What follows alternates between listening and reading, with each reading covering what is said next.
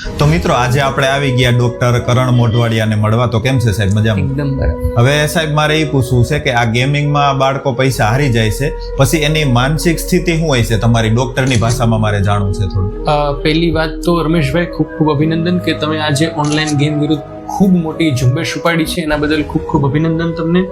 અને માનસિક તણાવ, જેને ડિપ્રેશન, સ્ટ્રેસ કે આ બધું કહી શકીએ, એ વસ્તુ સાચી છે અને હકીકત છે. ઓનલાઈન ગેમિંગના લીધે જે બાળકોને નુકસાન થાય છે એના અવારનવાર કિસ્સાઓ અમારી પાસે આવતા હોય છે.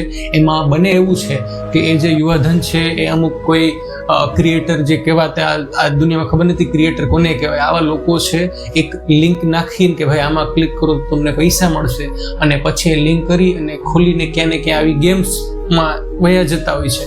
અને પછી ત્યાં 100 રૂપિયા કમાવા એ લોકો 50 નાખે અને 100 હારી જાય પછી 200, 200ના 1000, 1000ના હજારો અને એ હજારોના લાખો થતા સમય નથી લાગતો, અને ત્યાં સુધી લાખો રૂપિયા હારી ચૂક્યા હોય છે. અને પછી આજે લાખો રૂપિયા હારી ગયો, એ એક બાપને જઈને કેવું કે બાપ હું એટલા પૈસા હારી ગયો, એ બહુ મોટી વસ્તુ છે.